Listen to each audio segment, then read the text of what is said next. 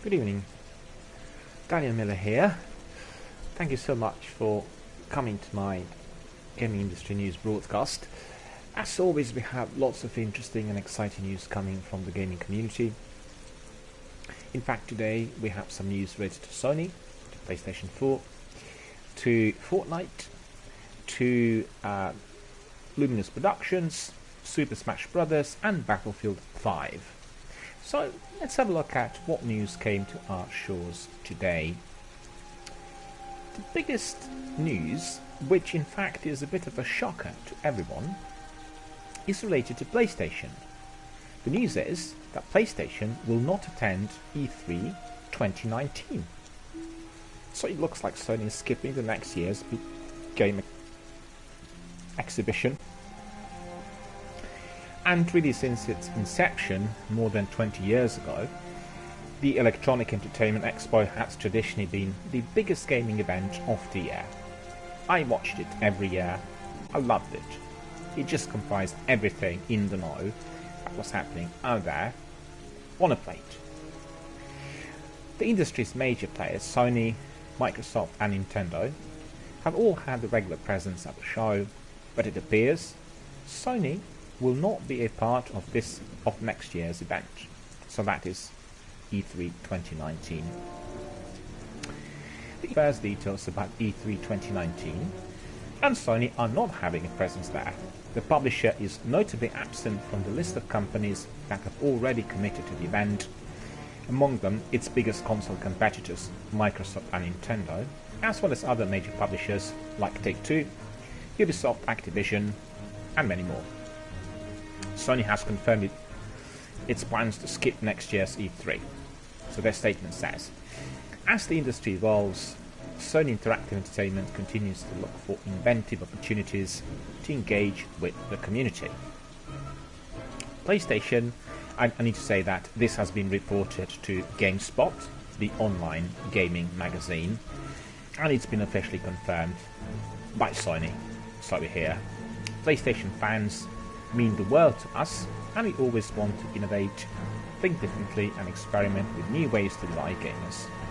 As a result, we have decided not to participate in E3 in 2019. We're exploring new and familiar ways to engage our community in 2019 and cannot wait to share our plans with you. It's the official statement. So really this will mark the first time Sony has opted to skip E3 since it entered the video game business in the mid-90s, although other companies have similarly begun to reevaluate the E3 showings in recent years. Microsoft notably moved nearly its entire presence off-site to the Microsoft Theatre for E3 2018. With only Mixer present on the show floor, while Nintendo has foregone live press conferences in favour of pre-recorded video presentations over the past several years. Sony too tried something different with its E3 2018 showing by focusing primarily on 4 of its upcoming games and presenting them through a guided experience which garnered a mixed reaction from viewers. So the ESA E3 2019 announcement also included positive remarks from both Microsoft and Nintendo. They said, E3 is an outstanding opportunity for us to share new games and experiences with fans and business partners from across the globe, said Nintendo of America President Reggie Fils-Aime. Every year we discuss what will be the best way for us to take advantage of the next E3 show in order to bring smiles to people's faces. E3 is an incredible platform to showcase the vibrancy and creativity of the video game industry, said Xbox boss Phil Spencer. We've seen Phil attending Mexico City conference the other day, and he talked a lot about the new products and projects. The ESA continues to expand the event's reach to fans and the industry, both in attendance and online, and we'll really look forward to what's ahead at E3 2019. So despite opting out of next year's E3, Sony doesn't appear to have cut its ties with the ESA. The company is still listed as a member of the ESA's website, so it is still paying membership fees and supporting the organization in that way. E3 2019 is not the is not the only major event Sony is skipping. The company recently confirmed it will not host its annual PlayStation experience this year. We will not have it in the States.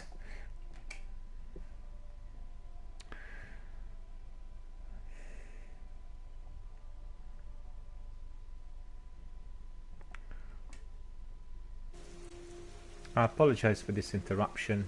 For whatever reason, PS Network just booted me out for a moment, and I was just telling you about the official statement from Sony. The company recently confirmed it will not host its annual PlayStation experience this year either. We will not have it in the States this year, Worldwide Studios head Sean Layden revealed on the PlayStation Blogcast. Now that we have Spider-Man out of the door, we're looking down into 2019 games like Dreams and Days Gone. But we would not have enough to bring people all together in North America to have that event. We do not want to set expectations really high and then not deliver on that. It was a hard decision, but we have determined that this year we will not hold PlayStation Experience.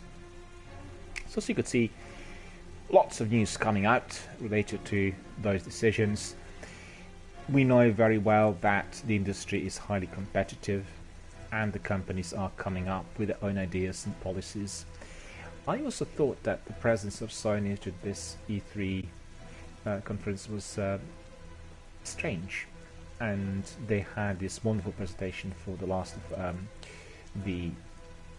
Us 2, and that was about it really. I didn't experience anything much more than that. I mean, there were some conferences, some Q&As and presentations, but that was the focus, and it was done in a separate tent. It was run as an exclusive Sony type of experience. And let's see what happens next. As we know, Nintendo and Microsoft will be attending, so a lot to look forward to during the E3 2019. We've already seen from Xbox what they're preparing, and so on and so forth. Coming back to PlayStation, we obviously know that the PlayStation 4 turns 5 years old today, so there are some news on the best-selling games. Sony has celebrated PlayStation 4's 5th anniversary by dropping off a lot of stats for the console. This is for what is included in the list. For starters, the company's flagship console has not sold in. That is the number of units shipped retailers, not in the hands of consumers. So to put in perspective, this is the number of consoles that were sent to retailers, right? 86.1 million units. In addition, the console has also moved 777.9 million units during the last half decade. So altogether we are talking about roughly 850 million units shipped worldwide, or sold worldwide. Sony has released a total of 11 major updates for PS4, and its rarest hardware iteration is, perhaps unsurprisingly, the PS4 Pro 500 million limited edition. In terms of the games, the list of top-selling PS4 titles ranked in alphabetical order as follows: Call of Duty Black Ops 3, Call of Duty World War 2, FIFA 17, FIFA 18, and Grand Theft Auto 5. So no surprises there really. If you're interested, you can go to PlayStation blog. There is quite an in-depth analysis of the sales and the console's history. So we've heard about Narcos video game and we received the trailer. So the London-based publisher Curve Digital has released a trailer for Narcos: Rise of the Cartels, and that is a 2019 video game which is based on the Emmy Award-winning Netflix show Narcos. It was developed by Kyuju. Narcos: Rise of the Cartels centers on the events of Season 1, which starred the phenomenal Wagner Moura as Colombian drug lord Pablo Escobar. The turn-based strategy game allows you to take on the role of either the DEA or the Medellin cartel, and will be available on PC, Xbox One, PlayStation 4 and Switch. So we know that Narcos is one of the best shows on TV. You can watch it on Netflix, and if you're not watching it, well, you really should. Narcos Mexico, the spin-off series, not set in Colombia and instead set in Sheffield. So so set up in Mexico. So begin streaming on Netflix from tomorrow, and simply we shall all switch our tellies on and enjoy. Metroid Prime 4 is well in development. We've heard from Reggie Fils-Aime. So he is the Nintendo of America top man, as you know, and he spoke to Mashable, and this has been reported in Video Gamer about Metroid Prime 4, saying that the video game giant has expectations about when the game is going to be released, and the game is well in development, and they have not really considered the actual release date yet. It's been revealed during Nintendo's E3 27 showcase. Metroid Prime 4 was just a logo, and since then we've heard nothing else. Fils-Aime did add that Nintendo is well known that if the game isn't ready, we will push out the development in order to make sure that it is as strong as possible when the game launches. So covering yourself is very important. NOA's president mentioned that Nintendo usually announces and launches within 6 months. There are times for strategic reasons that we believe it's important to message the game is coming. It really depends on the game, it depends on the type of development that it's going through, and it depends on how we feel the consumer is going to respond to the particular message. So it'll be interesting to hear more on Metroid Prime. Wild West LTM is rumoured for Fortnite. We've had some images released, and some leaks have done a bit of digging, and they're saying that a carbon-filled limited time mode is coming to Fortnite. That's been reported by PC Games N.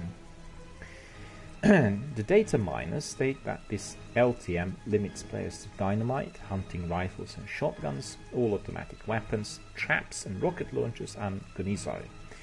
As well as that, shields will be outlawed, and slurp juice will be the only way to replenish your health. So as you know, Red Dead Redemption 2, the game which is out at the moment, is extremely popular, and there's a lot of attention given to the old Wild West. Hence the idea coming out of Fortnite to introduce Wild West in the game as well. So as you know, Fortnite Battle Royale is available on all formats, and you can download it for free. Sony extended Warhawk and PlayStation All-Stars Battle Royale online support. We hear that multiplayer support will run until early 2019. So Sony has extended the online multiplayer support for a selection of PlayStation 3 titles. They include All-Stars Battle Royale and Warhawk. The format holder had originally intended to pull the plug on these games at the end of October 2018. However, it has now confirmed that both titles, alongside Sound Shapes and Twisted Metal, will have online support until January the 31st of 2019, so it's the extension for the next 3 months roughly.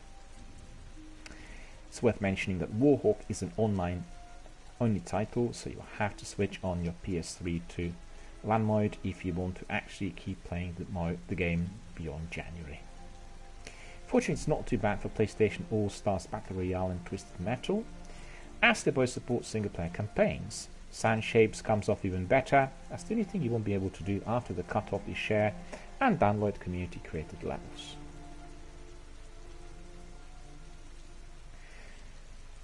Super Smash Bros. Ultimate has gone cold. Well, we've heard that recently several times, and I believe that would have been confirmed.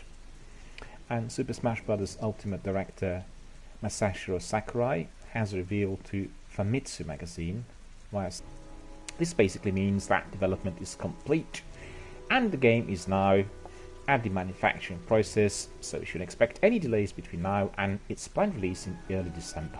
Sakurai-san also touched briefly on the decision to provide the trophies from Super Smash Bros. Ultimate, something which he says was decided early on, and they required a lot more work than most people might think. Elsewhere, he clarified that Piranha Plant will be available a month or two after release.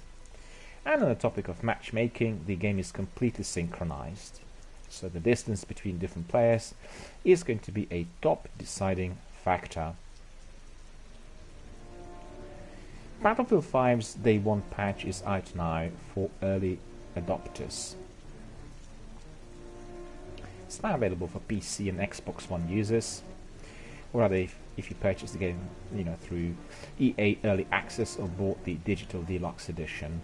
The patch notes reveal some key changes to the World War II shooter, including fixing an issue that saw an uneven number of players in a team at the start of the match.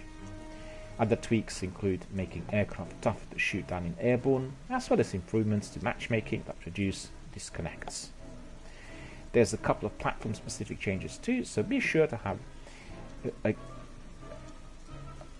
there's a couple of platform-specific changes, so definitely have a look at the patch notes, which are published online. The easiest way to get them is by going to www.videogamer.com, and all of the details will be there. As you know, Battlefield 5 is due out on November the 20th, which is just 3 days away, for PlayStation 4, PC and Xbox One, and will launch with 8 multiplayer maps. The game's Battle Royale mode, however, Firestorm, will not arrive until March 2019, and there won't be any premium currency at launch either. The other exciting news for us that play games for many years is coming from the ex-Westwood developers, and that's related to Command & Conquer. You will remember this beautiful strategy game which was played on PCs during the 90s, and we hear that remastered version is being currently produced, as well as the one on Red Alert. So Electronic Arts have confirmed details on their planned Command & Conquer remasters, with former members of developer Westwood Studios working on the projects at Petroglyph Games. The publishing giant confirmed last month it was exploring the idea of revamping the classic real-time strategy series for its 25th anniversary. My goodness, it's 25 years gone since they initiated it. It's really quite a long time. I played it on PlayStation 1 as well as on PC in its heyday, I remember. Really very, very big games, and myself and my brother-in-law were trying to find out how to connect through the internet network, as we both had PS1 and we couldn't work out, and evidently in those days it was not possible if you didn't have adapter and all sorts. So we tried to work out for several days how to interconnect, and we failed. So the memories of those old days really spring up when I read those news bulletins. Now, EA has revealed it is officially remastering Command & Conquer and Command & Conquer Red Alert, both of which includes the expansion Covert Ops, Counter-Strike and Aftermath. There's not much else known about the remasters themselves, only that they'll be coming to PC, and they will be displayed in a stunning 4K. However, the fact that they will be handled by members of the original development team is absolutely thumbs up good news. Command & Conquer was released back in 1995 and introduced the world to the conflict between GDI and the Brotherhood of Nod. Red Alert followed soon after, taking place in an alternate timeline that saw Adolf Hitler zapped from existence and Russia rising to power under Joseph Stalin's Iron Fist. EA hasn't said it will be remastering any further games in the series yet, but Videogamer.com considers perhaps Command & Conquer Tiberium Sun and Red Alert 2 as the games that actually do need a bit of polish.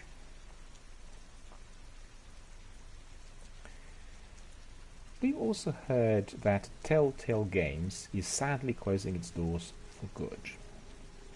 It is very sad to get the news of those very good indie developers that regrettably have gone under.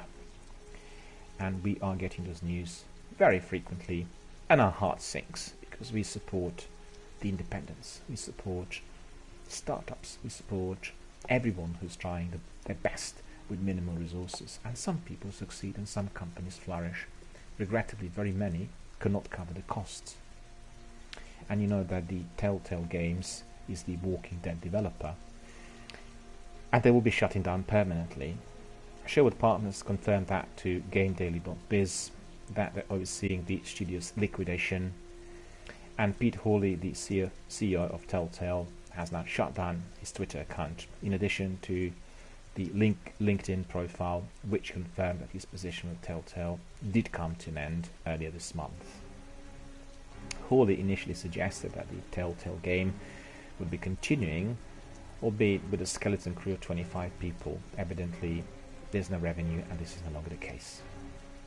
So the site goes to state that Telltale is in assignment proceedings, although the end result is basically the same as the bankruptcy process. In the sense, all of its assets will be sold off.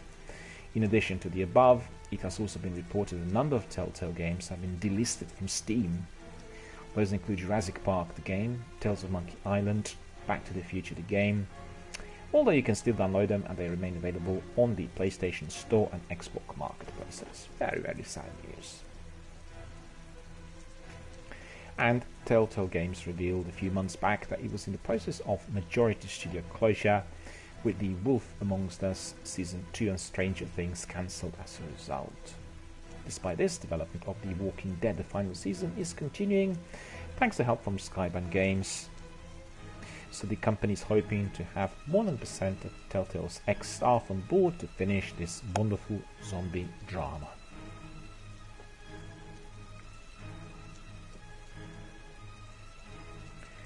Yeah, having some interesting news on Black Friday events and sales, so we'll very quickly have a look at that. For all of us Destiny players, we have some great news on Destiny 2. We hear that Destiny 2 Forsaken Collection will be on the Black Friday 2018 deals, and that will be listed for PS4 and for Xbox One.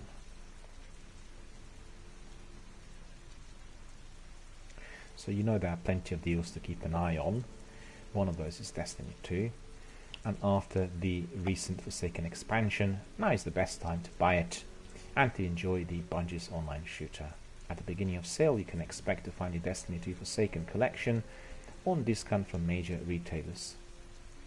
In fact, I got the Destiny 2 Forsaken for free in August, which was a wonderful treasure to have. And evidently everyone is now going to be able to purchase the Forsaken collection on a great discount during the Black Friday 2018 sales. So the other games also offered during that sale period, they include Assassin's Creed Odyssey, Fallout 4 Game of the Year Edition, Call of Duty Black Ops 4, and you need to double check on those websites, or various websites in fact, the prices that are related to these games. Bungie's online game, Destiny 2, has seen a number of updates during its first year, and the recent Forsaken expansion is where it finally hit its stride. In addition to a brand new story where you'll have to exact revenge for the death of Cade 6, you'll be able to acquire a new set of powers and gear for your character, while also exploring an entirely new setting in the form of the Dreaming City, which is wonderful. I've not gone this far yet on Destiny 2. I need to finish the base of the game and progress into DLC, so this is very, very exciting news for me as well. I don't like spoilers, I like exploring the games and finding out for myself. Destiny 2 Forsaken has also increased the amount of weekly events you can take part in instead of the standard bounties and repeats of previous missions. Unexpected encounters and new story events happen in much greater frequency, gradually expanding the universe. Recently, Destiny 2 saw the return of the exotic Thunderlord machine gun, one of the more powerful weapons from Destiny 1, which actually was very greatly appreciated by us all. We know that the new mission, which is investigating the death of Master Ives, is the mission that will provide us with this weapon. So everyone, try to get the mission on Destiny 2 and get this weapon. It will help you really, really a lot once you start playing your strikes and raids. In GameSpot's Destiny 2 Forsaken review, the review's editor, Caleb Plug, stated, "There is a lot to do in Forsaken, so much so that it can be difficult to see it all. That also means that for the average player, this expansion has a much longer tail than previous iterations of Destiny 2. The variety and flexibility of activities established in the base game still work to make grinding a good time, and Gambit adds a consistently entertaining mode to the roster. The endgame, while difficult to reach, is also where the most satisfaction indeed can be found." So there are many other deals offered through the Black Friday 2018 sales, and the best way to explore that is by simply exploring various websites. I get my news from videogamer.com, gamespot.com, gameinformer.com, IGN.com, xbox.com. So, you know, if you are a console streamer or indeed a PlayStation or Xbox gamer, you need to go to the proprietary websites and have a look at the offers. PlayStation have fantastic offers at the moment, and as you know, they are always changing every Tuesday. The special offers on 70% off and some of the other new title offers, so always worth checking. The last bit, we have actually a few more bits of news today. The last bit, which is on Xbox, has been related to a tease that there is going to be a lot to share at E3 2019, and one wonders really what he meant by that. It's of course Phil Spencer, who has been teasing everyone that Xbox has a lot to share at E3 2019. He tweeted about the event moments after Sony announced it would not be attending the E3 next year. A lot to share with fans at E3 2019, always a high point of the year to witness the industry's creativity and the energy of the community, Spencer tweeted. An hour later, Xbox followed up by tweeting out to fans that the company can't wait to see everyone at E3 2019, although the company has not confirmed it. One of the announcements that Xbox is looking to share could be the new console, teased at E3 2018. Indeed, he did mention that there was a lot of work put into not a new console, but, you know, new consoles in plural. So we are going to be very excited to hear whatever news come from their quarters. And Xbox may be presenting a lot of different time for E3 2019 as well. Xbox business lead for Asia, Jeremy Hinton, tweeted that Microsoft would be moving its presentation time in consideration with Australian viewers. So GameSpot.com reached out to Microsoft to confirm, as well as whether the company intended to have its E3 presentation outside of the event hall, just like during the past year. The absence of Sony from E3 2019 will be the first time the company would not be attending the event since E3 was founded. So Sony has shared the spotlight at E3 with both Microsoft and Nintendo for a number of years, so it's a fairly big surprise to see the company is willing to sit it out. And it remains to be seen whether that will be profitable or positive kind of experience for the electronic giant. We've heard about this through the ESA, and Sony followed up this with confirmation, which we announced earlier in this news bulletin. Tomorrow we are going to look in depth at all these Black Friday sales. So instead of looking at all the news, we'll be looking at specific offers. Many of those are currently being construed and offered. We are basically being teased for the period that is to come, and obviously will be made to spend. And let's just have a look at a couple more before we wrap up this session.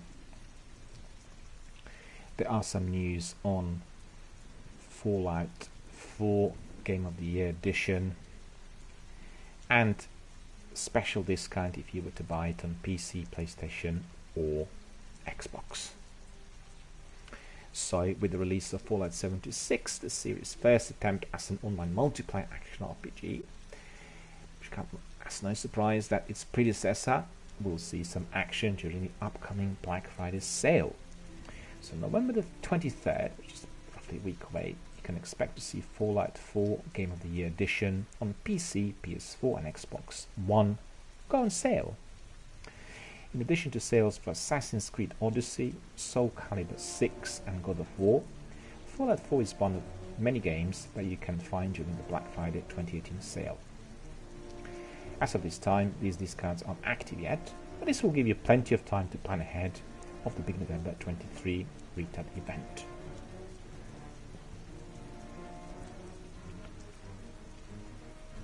So principally, Fallout 4 Game of the Year Edition is a terrific collection of DLC, and it provides us with all the release content from the game, which includes major expansions Far Harbor and Nuka World.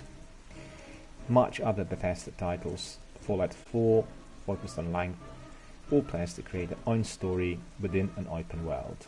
Set in post-apocalyptic Boston, you can play as the lone survivor of Vault 111, who must find his son after being in suspended animation for more than 200 years.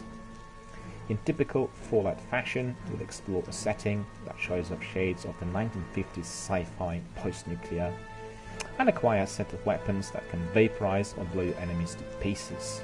Over the course of your adventure, you level up and make important decisions about which characters you should align with or go against. In fact, my dear friends, I'm considering whether to stream Fallout 4 in its entirety as from next week.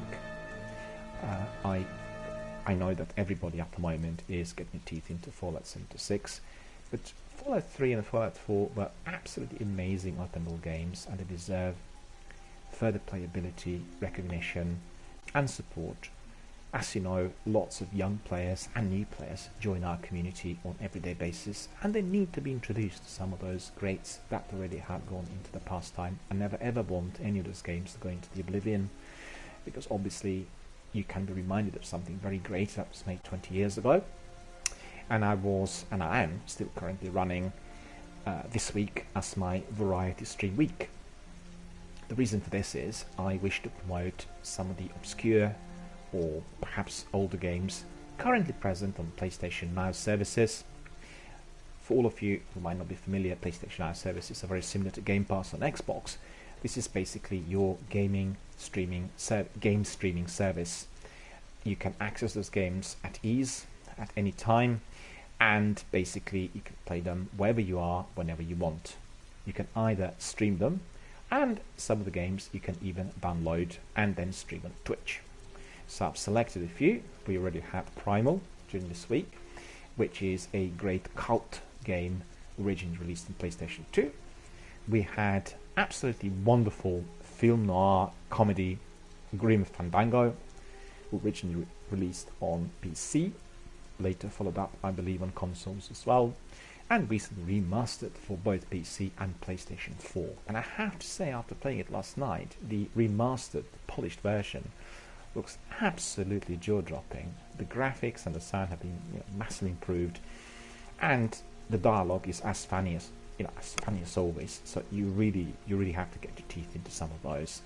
And then on the blockbuster front, Bloodborne I've chosen, and I wanted to also stream Red Dead Redemption 1 and The Last of Us, but unfortunately those games are not available on download, and therefore I could not stream them on Twitch, hence just myself playing them all by myself, literally at home and without any co-op or viewer input.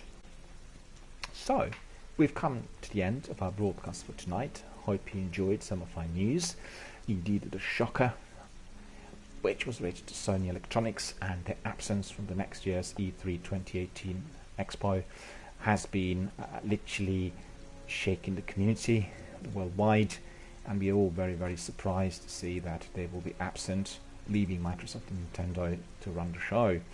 So we are going to be looking at some special Black Friday deals tomorrow in our news bulletin, so watch this space, and until then I will wish you all a very good gamer night.